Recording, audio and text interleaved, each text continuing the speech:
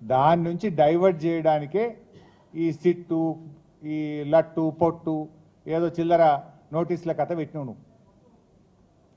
సరే, మాకు చట్టం మీద గౌరవం ఉంది, తప్పకుండా గౌరవిస్తాం, ఎన్నిసార్లు పిలిచినా హాజరవుతాం. మాకు ఉద్యమాల నుంచి వచ్చిన కార్యకర్తలం మేము. కేసీఆర్ గారి నాయకత్వంలో రాటుదేలిన బీఆర్ఎస్ బిడ్డలం, తెలంగాణ ఉద్యమ కన్న బిడ్డలం. ఉద్యమాలు పోరాటాలు మాకు కొత్త కాదు, అక్రమ కేసులు అంతకంటే కొత్త కాదు, అరెస్టులు అనేటివి మాకు కొత్త కాదు. ఆనాడైనా కేసీఆర్ గారి నాయకత్వంలో వందలాది కేసులు పెట్టిన నిజాయితీగా తెలంగాణ ప్రజల పక్షాన కేసీఆర్ గారి నాయకత్వంలో పోరాడినాం. జైళ్లలో పెట్టిన రెట్టించిన ఉత్సాహంతో తెలంగాణ కోసం పోరాడినాం. ఇలా మేము మీ కాంగ్రెస్ నాయకుల లెక్క సిట్ నోటీసులు రాగానే పారిపోయేటోళ్ళం కాదు.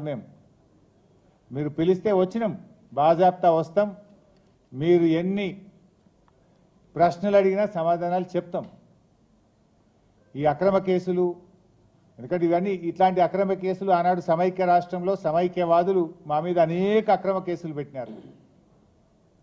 ఇన్ఫ్యాక్ట్ మీరిచ్చిన నోటీసులు మాకు దక్కిన గౌరవంగా భావిస్తాం.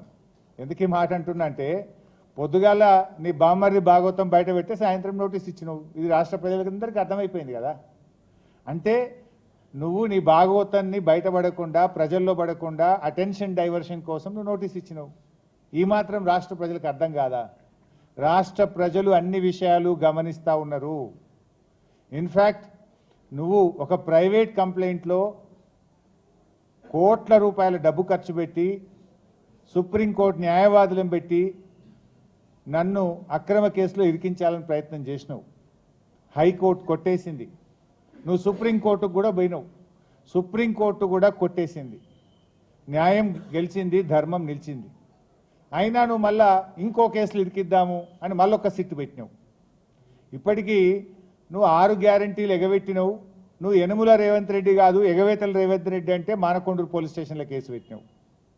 రైతు రుణమాఫీ చేయలేదు, దేవుని మీద ప్రమాణం చేసి రైతుల్ని దేవుణ్ణి మోసం చేసినావు రేవంత్ రెడ్డి అంటే యాదగిరిగుట్టల కేసు పెట్టినావు. వరద బాధితుల్ని పరామర్శించడానికి పోతే ఖమ్మంలో రాళ్ల దాడి చేపించి ఖమ్మంలో కేసు పెట్టినావు. ఎవరో ట్వీట్ చేసిందని చెప్పి నా మీద హైదరాబాద్లో పోలీస్ స్టేషన్లో కేసు పెట్టించినావు.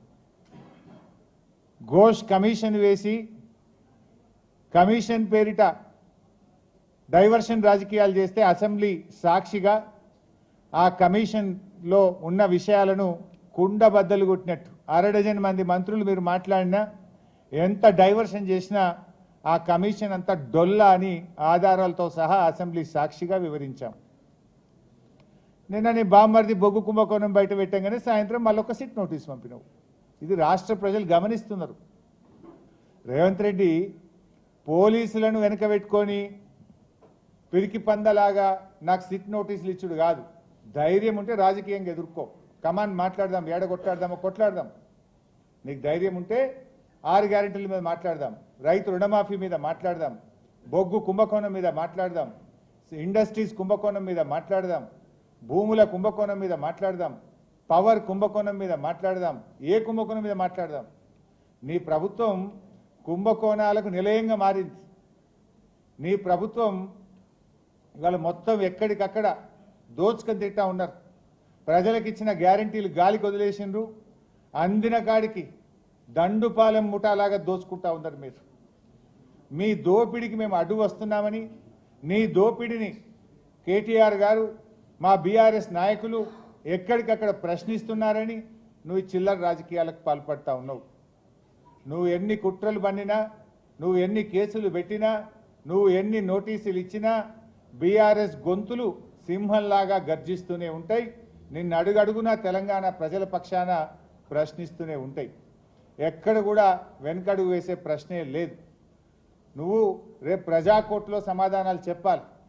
రేపు ప్రజలు నిన్ను తప్పకుండా, ఇప్పటికే నీ మంత్రులను నీ ఎమ్మెల్యేలను ఎక్కడ పోతే అక్కడ నిలదీస్తున్నారు ప్రజలు.